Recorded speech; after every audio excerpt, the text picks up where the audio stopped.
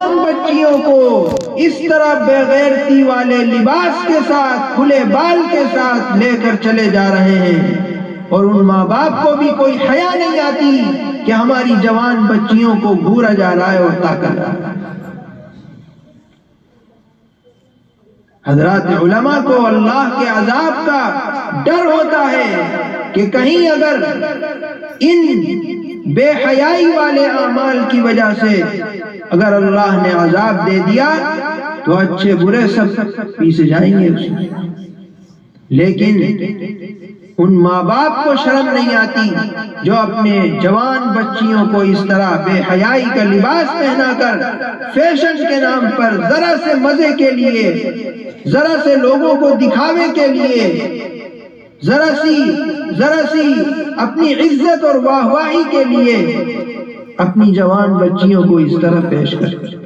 یہ ہمارے لیے بڑا ہی سوچنے کا مقام ہے۔ میری ماں اور بہنوں، ہم سب کی پہچان پوری دنیا میں ہمارے دین اور ایمان سے ہے۔ اگر ہم اس دین و ایمان کے ہوتے ہوئے غیروں کو طریقوں کے اپنائیں گے تو پھر یہ ہماری پہچان کہاں باقی رہے؟ یہ تو ہم نام کے مسلمان کہلائے جائیں گے، پھر اعمال تو غیروں والے ہوں گے۔ یہ ہمارے لیے بڑا ہی لمحہ فکریہ ہے۔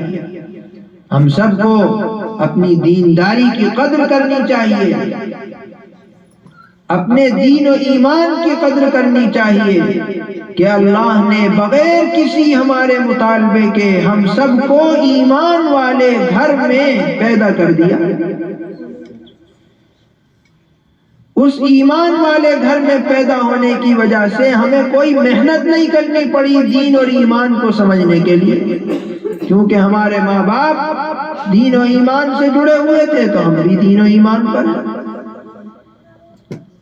ان لوگوں سے پوچھئے جو بعد میں مسلمان ہوتے ہیں، جو بعد میں ایمان میں داخل ہوتے ہیں، کتنے پاپڑ بیلنے پڑتے ہیں، کتنی پریشانیاں اٹھانی پڑتی ہیں، کتنے تانے برداشت کرنے پڑتے ہیں، پھر بھی ان کے خاندان والے ان کو اپنے گھروں سے نکال دیتے ہیں، خاندان سے نکال دیتے ہیں۔ اللہ کا کتنا بڑا فضل و کرم ہے کہ اللہ نے ہم سب کو پیدائشی مسلمان بنایا ہے۔ ہماری ذمہ داری بنتی ہے کہ ہم مرتے دم تک دین و ایمان پر قائم رہنے والے بنیں، ہماری نسلیں دین و ایمان پر قائم رہنے والی بنے۔ ہماری زندگی کا یہی خلاصہ ہونا چاہیے کہ ہم خود بھی دیندار بنے، قرآن پڑھنے والے بنے، اور ہمارے بچے اور بچیاں بھی عقائد اور اپنے ایمان کو مضبوط کرنے والے بنے۔